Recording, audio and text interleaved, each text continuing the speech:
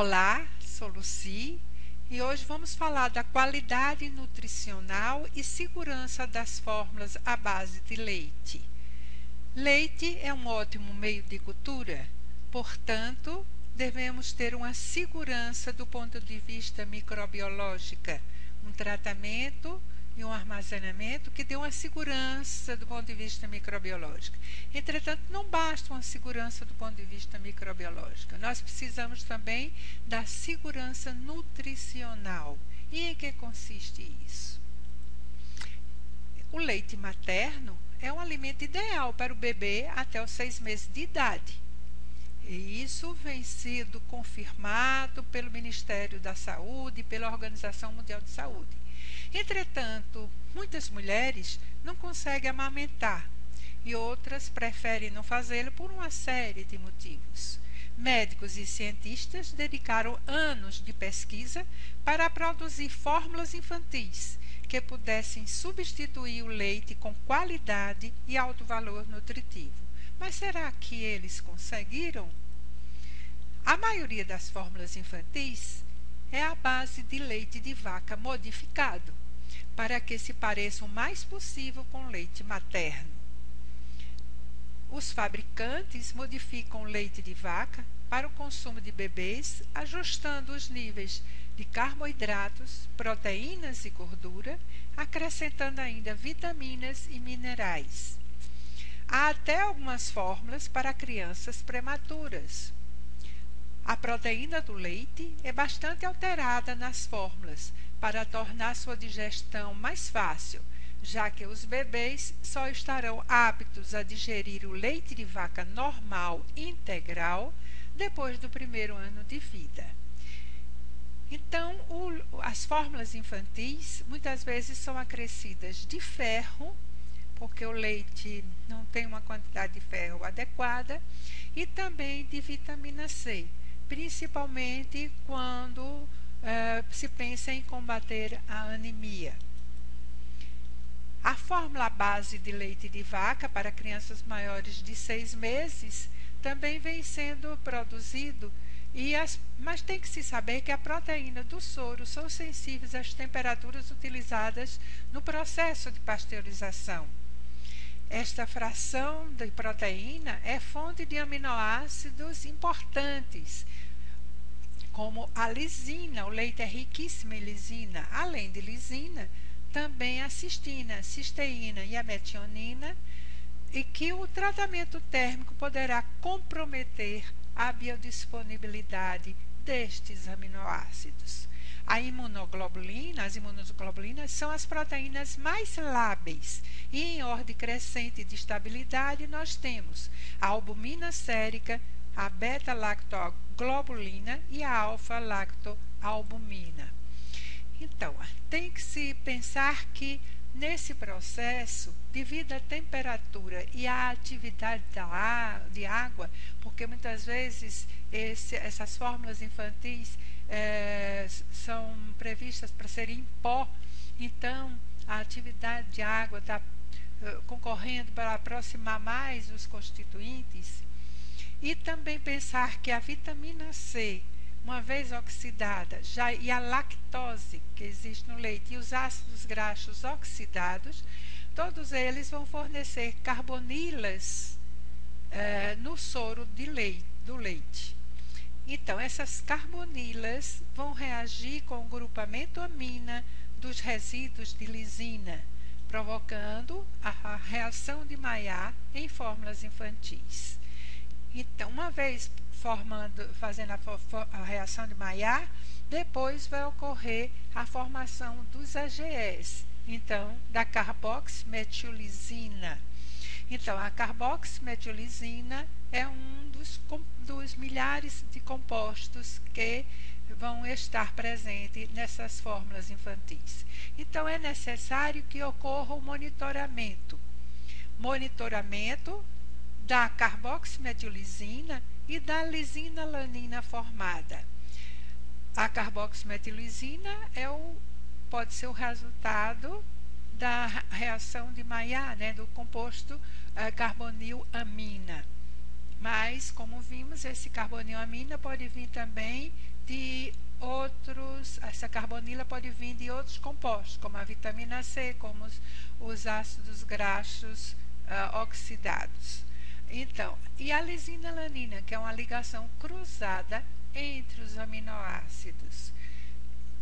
Mas esse monitoramento precisa de tempo, tem um custo e precisa também um conhecimento dessas substâncias e qual seria as melhores, a melhor substância que vai traduzir essas alterações. Então, foi visto que a lisina-alanina, junto com a carboximetilizina, é um indicador de dano proteico e de reduzida digestibilidade. Então, a carboximetilizina também é um preditor independente de mortalidade em pacientes portadores de doença cardiovascular. Ela tem uma atividade pró-oxidante e pró-inflamatória. Nós já, inclusive, fizemos alguns vídeos falando dos AGEs, da formação dos AGEs e da sua relação com as doenças crônicas. Então, essas alterações que ocorrem pode ser durante o processamento, mas também durante o armazenamento. Porque temos que lembrar que os alimentos são misturas instáveis dos constituintes químicos, interagindo ao longo do processamento e do armazenamento, resultando em uma crescente necessidade de controle rigoroso da qualidade nutricional e da segurança.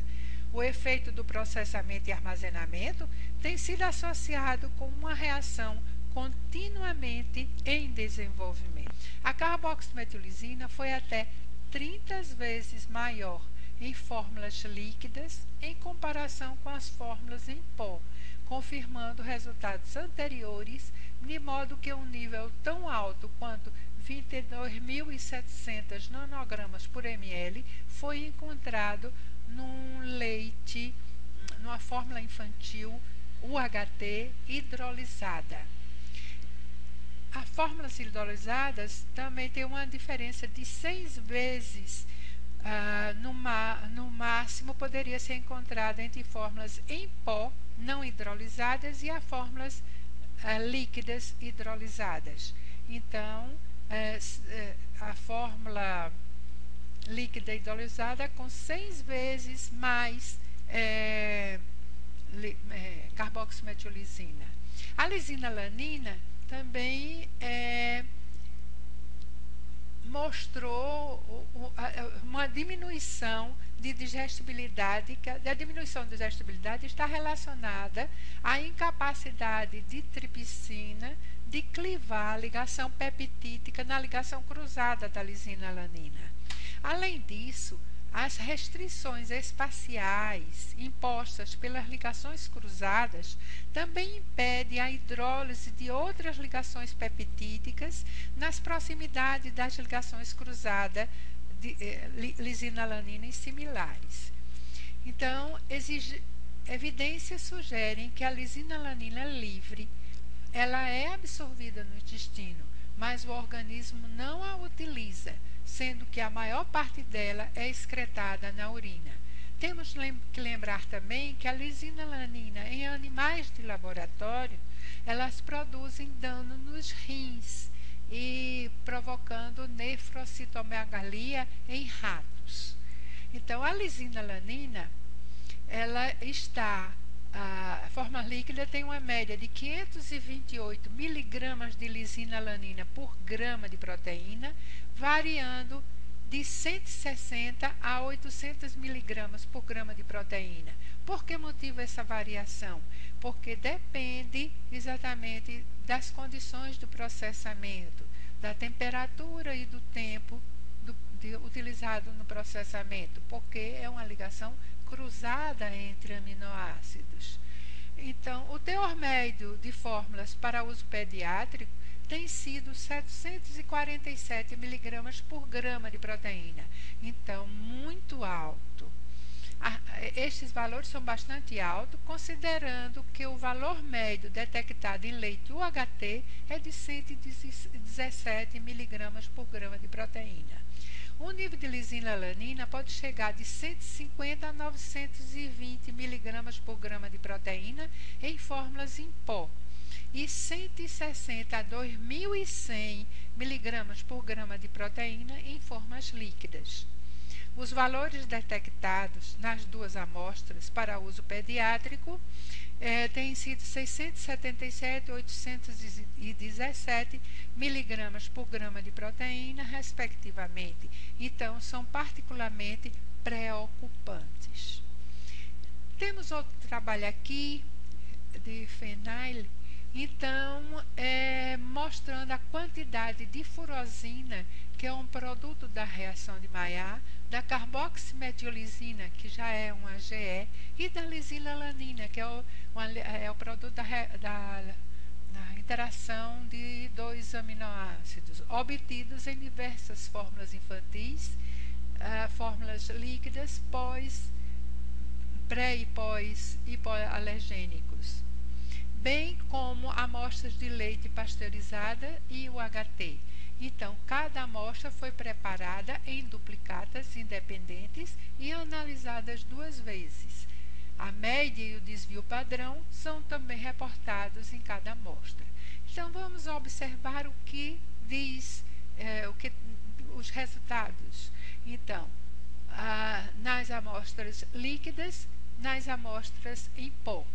Então, nas amostras líquidas, nós temos o leite UHT, 3 fabricantes diferentes, com a média de 0,7 de furosina, 34,1 de carboximetillisina e 28,3 de lisina-alanina. O leite pasteurizado está aqui 0,2, quer dizer, muito menor do que 0,7, 16, praticamente a metade da carboximetillisina do leite UHT, e 5, a quinta parte ou sexta até, do leite UHT. Então, o leite pasteurizado, 5, e o leite UHT, 28. Nas fórmulas infantis líquidas, então, a gente também tem aqui 1,9, bem maior, 62, quer dizer, já em relação ao pasteurizado, a gente está vendo que é 4 vezes mais, né? E 2 vezes mais do esterilizado, e aqui 84,7, também muitas vezes maior em relação ao leite UHT e o pasteurizado. Agora, interessante é de fórmulas infantis em pó hipoalergênicas. Nós temos aqui alguns valores, mas chegando a 2,4, lembrando que aqui o pasteurizado é 0,2, e 212,4, lembrando que está aqui 34, 16, quer dizer, os pasteurizados e esterilizados, e aqui 212, e 63,3, também lembrando 5 e 28.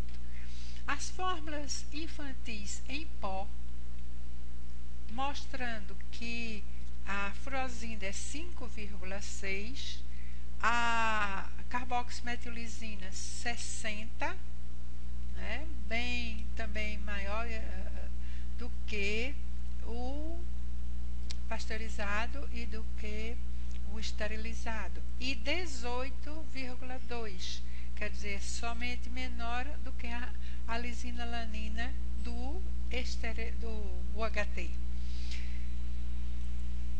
Então, recomendamos que haja esse monitoramento da lisina-alanina e da carboximetillisina para a gente ter um leite mais adequado para a fórmula enteral e também para as crianças. Obrigada. Recomendamos a leitura do nosso blog Alimentos e Nutrição, Processamento e Alterações.